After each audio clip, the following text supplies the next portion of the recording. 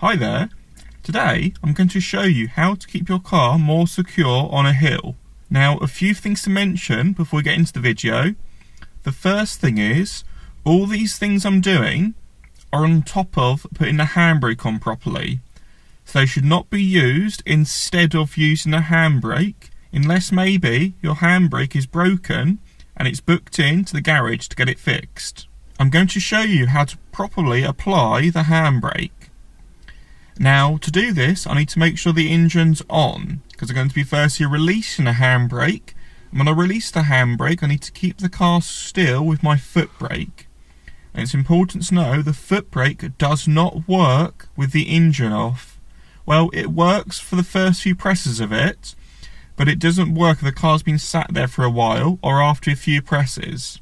I learnt this the hard way. After I passed my driving test, I'd been driving for about a year, and I bought my first nice car, a car that's about 2 years old, previously having a car that was sort of 10-15 years old. So quite a difference. And I spent probably £5,000 or £6,000 on this car, so I saved up and bought a half decent car. And what I did, I was on my dad's driveway, it was on quite a severe slope, and I was parked kind of middle of the driveway. So basically I could have gone forwards a bit more. And then someone turned up and said, would you mind moving forwards a bit more so I can fit onto the driveway? So I said, yeah, that's sure, no problem. So I got in the car. I then, a bit sillily, released the handbrake. I'm not going to do it here. I released the handbrake with the engine off. Not a good idea. The car started to roll forwards. Thought, yeah, that's fine. I started to brake. Stop, stop, stop. And the brakes didn't stop the car. The only thing that stopped the car was hitting the side of my dad's house.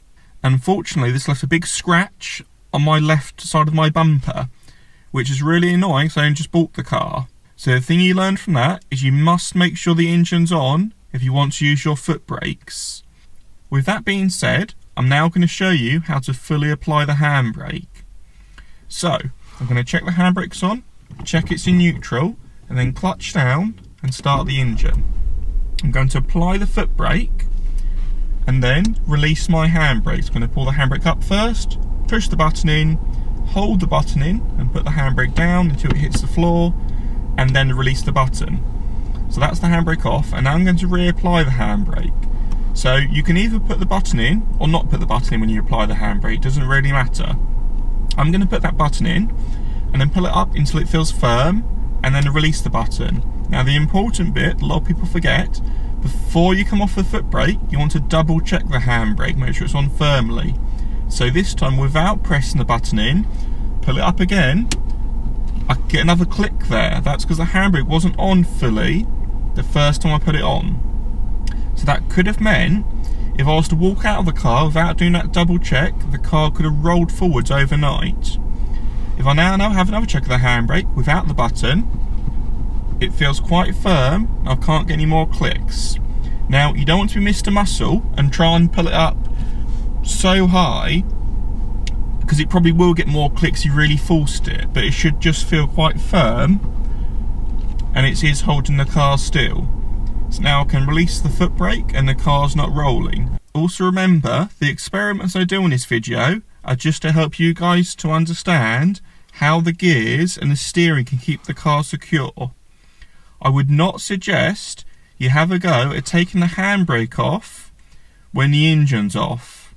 It potentially could be very dangerous. You could end up rolling and damaging your car or damaging someone's property, like I did with my dad's house. With the engine off, I'm going to press the clutch down and put the car into first gear because I'm facing uphill. And now I can come off the clutch. Because the engine's off, the car will not stall. Now for this test, I'm going to release the handbrake and see what happens. The car rolls a tiny bit. It's barely noticeable on the inside camera. After it rolls a tiny bit, the gear then holds it and it stays stopped. You can see this better from the outside footage.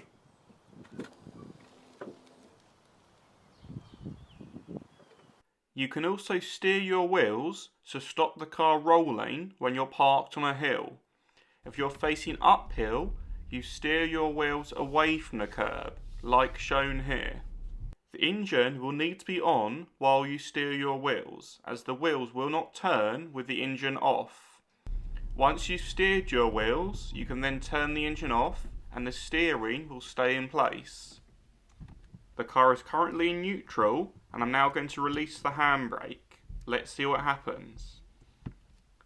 On this attempt, the car doesn't roll at all, even though it's on a hill.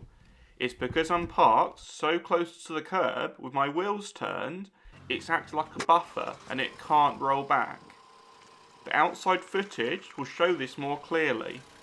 So as you see, I've turned my wheels while the engine's on. I have now turned the engine off and I'm about to release the handbrake. Believe it or not, the handbrake is now released. The car didn't roll at all. I've now turned round and now I'm facing downhill. So for this, the risk is the car could roll forwards. So therefore, we put it in a reverse gear to keep the car more secure. So I'm going to go clutch down and into reverse gear. It's important I ensure the engine is switched off before I release the clutch. If the clutch was released and I'm stationary in gear, the car would stall. Upon releasing the handbrake, we can see this time the car rolls forwards very slightly, but not much at all. Why? Because the gear has caught it and stopped it rolling forwards too far. As before, it's easier to see the effect from outside. Handbrake off, the car rolls a bit, and then the gear catches it to keep you secure. How do we steer our wheels when facing downhill? With the engine turned on, you want to steer the wheels towards the curb, like this. Once you've turned the wheels, you can turn your engine off, and the wheels should keep in place. Let's now release the handbrake and see what happens. The car rolled forwards a bit, but then, because the wheels are turned, the curbs act as a buffer and stop the car from rolling out of control and into danger. As normal, it's much easier to see from the outside footage. So I'm going to turn the engine on and steer the wheels towards the curb.